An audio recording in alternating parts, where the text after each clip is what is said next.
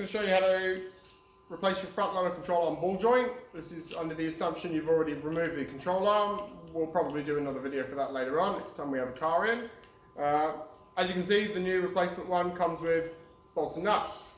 Nylock nuts, one washer, and the original one is held in with some heavy duty steel rivets. So these have got to be drilled out, and basically just going to show you the best way that I find to do them. Couple of things to watch out for, and yeah, just run you through it.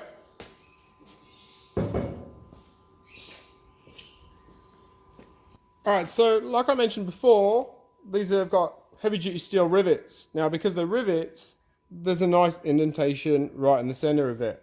I'll just clean it with a wire brush so you can see it a bit better maybe. So because it's got the indentation, it's going to be easiest for us to drill from this side rather than this side, because we can just pilot drill straight down the middle. I'm going to use a 6 mil as my pilot drill, doosh, doosh, doosh. And then I'm going to go up to, I think it's 10.5. Might have to go a bit larger. We'll just have to see once we drill it out. So you can use a hand drill to do this and put this in a vise, but if you've got a drill press, it's a lot better to use one because you can get some actual force on it. And if you've got one, you want like a drill vise basically. So first things first, you just want to mount it in your vise. Now it's not going to sit quite level, so you've got to get down and you want to line it up so that those rivets are dead level. Otherwise you'll end up drilling on the piss. And you want to get it fairly tight. Oh, a little bit much there.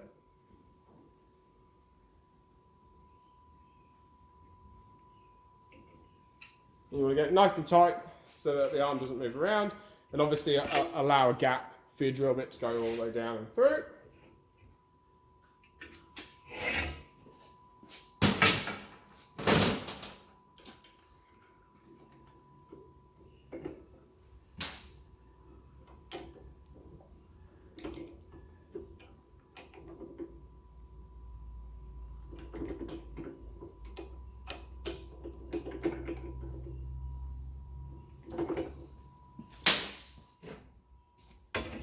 Now, my drill press, the return spring's a bit damaged, so it just sits back down. But like any time when you're drilling metal, you want to use some cutting fluid. This is just from a local parts store. Any cutting fluid will do. WD-40 is not a cutting fluid, so don't use it. Just a big generous dollop. Cutting fluid everywhere. Pop some safety glasses on. Now, safety point, you want to support this arm and hold it. You don't want to put your hand here. If this snags, this whole arm's going to kick and it's going to hit the side there, which is why I've got it this way around instead of this way around, so it doesn't come around and clock me in the guts. You don't want to have your hand there because you're just going to crush your fingers. You want to be holding it all the way back here or somewhere here. You just need to hold it in a position that if the shit hits the fan, you're not going to end up heavily injured. So you just want to do our pilot drill. It'll self-center itself because of the dimple. You're not applying that much pressure, you're just letting the drill bit do the work.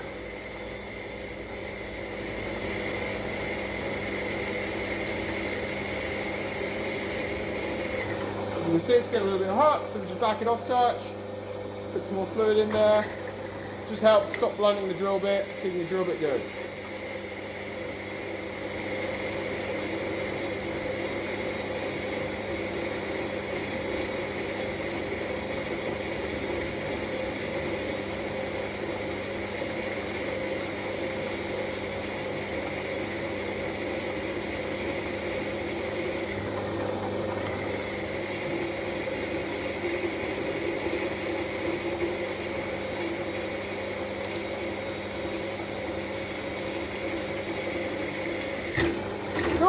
And we're through. So you can see it's smoking. We got a little bit hot on that one. But we'll now move to the next one. So line it up. Yeah, cool. Put a bit more fluid on.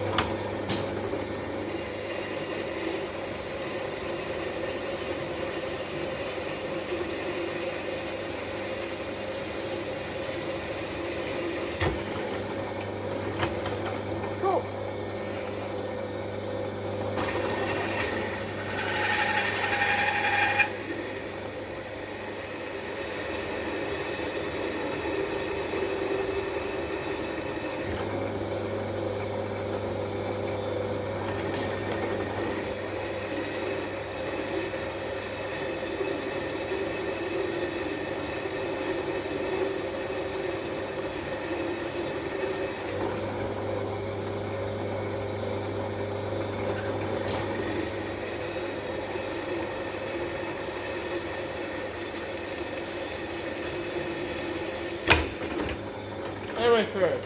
Sweet. Now yours might not get quite as hot. It's currently 40 degrees in this shed. So obviously the hotter the ambient temp, the easier stuff heats up. So I'm not sure if you can see it on the camera, but we've now drilled all the way through. Sweet. So we've pilot drilled. Now we can step it up to the next size drill bit. So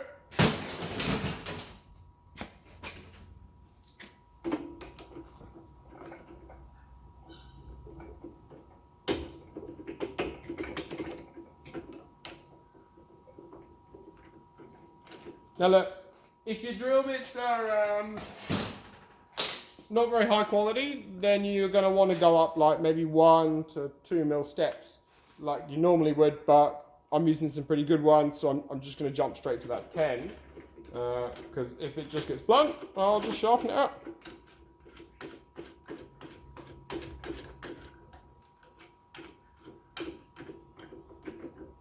Now, because we're doing such a big jump, lots and lots of lube is key. As a general rule of thumb, if you get something really, really hot when you're drilling it, what you do, blunt the end of the drill bit. And then once it's blunt, you'll be there for forever and a day and never actually getting anywhere. So we're going to do this outside one first. Remember, some lube. If you've got a spray bottle, that works even better. Alright, so those of you with a keen eye are going to have noticed that this is not the same arm. I'm filming this with the workshop phone and the phone rang. I then forgot to press record. And I drilled all the other arm. It was beautiful, so let's hope this one goes the same. So, same principle, it's just the other side's arm. It's the right hand instead of the left hand. So you want to fit your larger drill bit. Same as before, lots of lube. So you want to squirt some down the drill bit, all in the holes. And we're just going to drill straight into where we've already done those pilot bits. So little bites, because it's a big drill bit.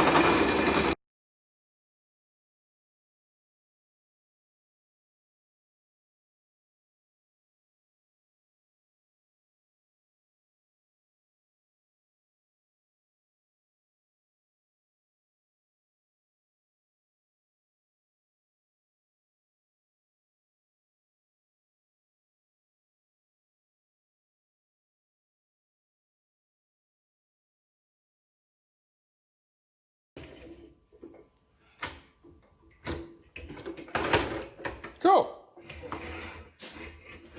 So,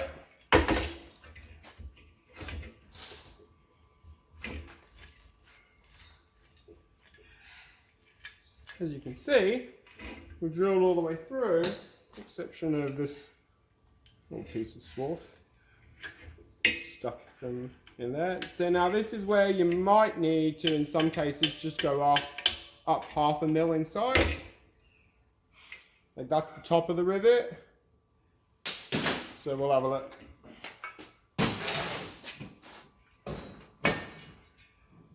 Cool. So, as you can see, these two have just fallen all the way out. This one's just going to need a little bit of a persuasion. So there you go. There's the body of the rivet. There's nothing else remaining. So you might not be able to see it in the camera, but there is just going to be a little bit of remains, but it's nothing really too drastic. So in theory, you should be able to tap that out. But we're just going to go 1/2 mil bigger in the size just to get everything out that remains.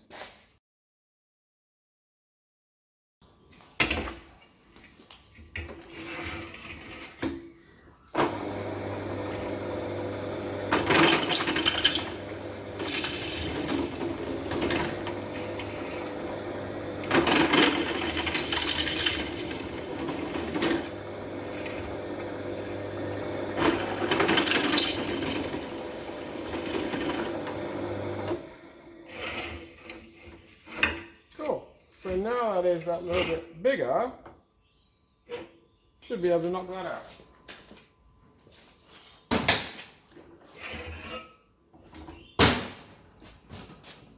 Give it a whirl. There you go. She's coming out.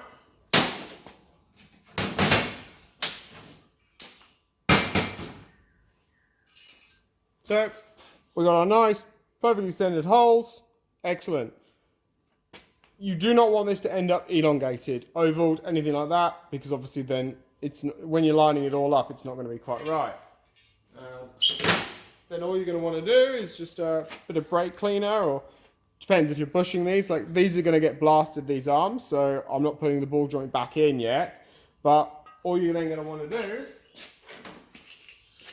slide your ball joint in, nut and bolt, washer on the nut side, bolts facing downwards. That's it, done.